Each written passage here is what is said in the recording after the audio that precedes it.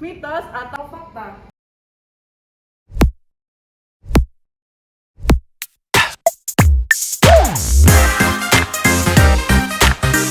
Assalamualaikum semuanya, kembali lagi sama kita di podcast Mitos atau Fakta. Nah, kali ini kita bakal bahas mengenai suatu hal nih yang masih diperdebatkan di masyarakat. Tentang apa, Den?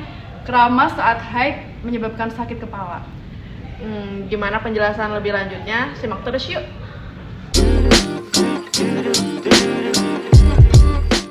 Menurut kalian, keramas saat haid itu menyebabkan sakit kepala, mitos atau fakta? Mitos. Kalau menurut saya tuh mitos ya, karena untuk kebersihan kepala sendiri pada saat haid itu harus dijaga. Jadi menurut saya untuk hal-hal seperti itu dan tidak disebutkan juga dalam dalil agama, menurut saya itu mitos. Karena walaupun aku lagi haid juga dan itu keramas dan itu nggak menyebabkan untuk kepalaku jadi sakit kepala. Fakta. Fakta.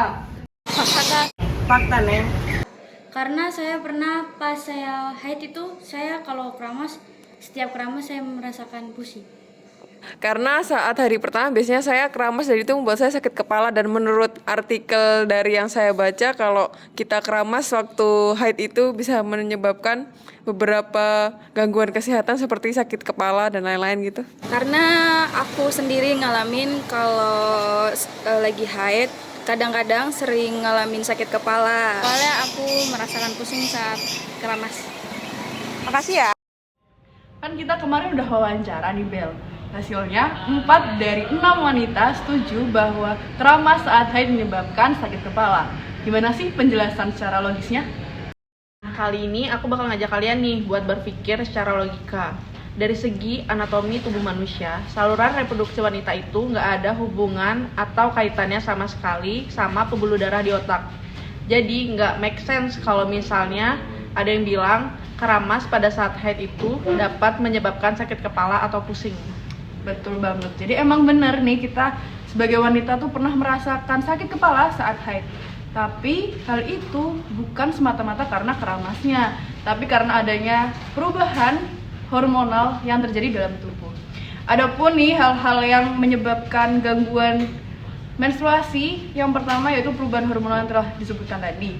Terus yang kedua ada usia atau saat menopause. Terus yang ketiga ada aktivitas fisik yang terlalu berat.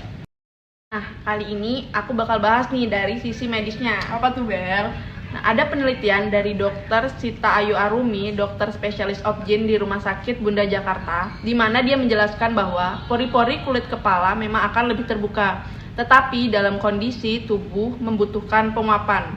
Misalnya nih, pada saat kita kepanasan atau berkeringat pada saat setelah olahraga. Nah, di situ pori-pori kulit kepala akan lebih terbuka dengan tujuan untuk mengeluarkan keringat yang ada di dalam tubuh kita.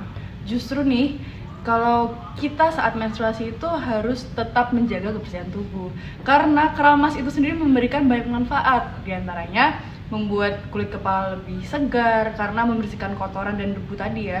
Terus membuat kita lebih percaya diri gitu, Bel. Tapi aku mau nanya nih, dari kamu sendiri pernah gak sih namanya ngalamin sakit kepala atau pusing pada saat kamu keramas pada saat kamu lagi haid?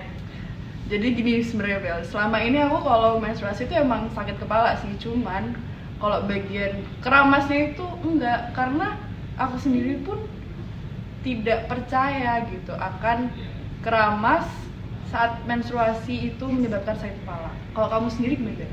Kalau aku sendiri, dari pengalaman aku selama ini sih, aku setiap haid itu emang rajin keramas, tetapi aku tuh nggak pernah namanya ngerasain pusing after effect setelah keramasnya itu.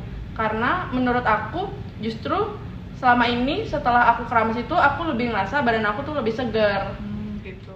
Nah, jadi guys, omongan yang beredar di masyarakat mengenai kalau misalnya keramas pada saat haid menyebabkan sakit kepala atau pusing itu adalah mitos. So guys, jangan mudah percaya mengenai informasi-informasi yang beredar di masyarakat sebelum kalian menggali informasi tersebut lebih lanjut.